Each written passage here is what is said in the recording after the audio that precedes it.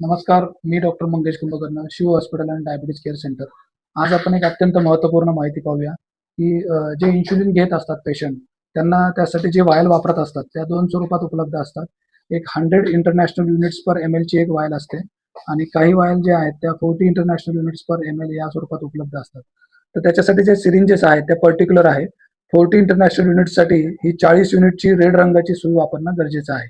याच्यामध्ये 40 युनिट्स पर्यंत मार्किंग असते आणि रेड रंगामध्ये उपलब्ध असते. हिला कॅप पण रेड येते. आणि जी 100 आयूची जी वायल आहे त्याच्यासाठी ही 100 आयूची ऑरेंज कॅप असणारी सिरिंज वापरणं गरजेचं आहे, की ज्याच्यामध्ये 100 इंटरनॅशनल युनिट्स पर्यंत मार्किंग असते. तर याच्यामध्ये जर इंटरचेंज झालं म्हणजे 40 आयूसाठी जर 100 ची सिरिंज वापरली तर गफलत होईल, गडबड होईल. आणि जर 100 आयूच्या इन्शुलिनसाठी जर ही 40 ची सिरिंज वापरली तर गडबड होऊ शकते. तर याच्यामध्ये ओव्हरडोस आणि अंडरडोस अशा 2 टेक्निकल एरर येऊ शकतात, की ज्याच्यामध्ये शुगर खूप कमी होऊ शकते पेशंटची किंवा शुगर खूप जास्त राहू शकते. तर कृपया करून पेशंटने हे ध्यान द्यावं, की 40 आयूसाठी त्यांनी ही रेड रंगाची सिरिंज आहे तीच वापरावी आणि 100 आयूच्या इन्शुलिनसाठी त्यांनी ही ऑरेंज रंगाची सिरिंज वापरावी. Thank you very much.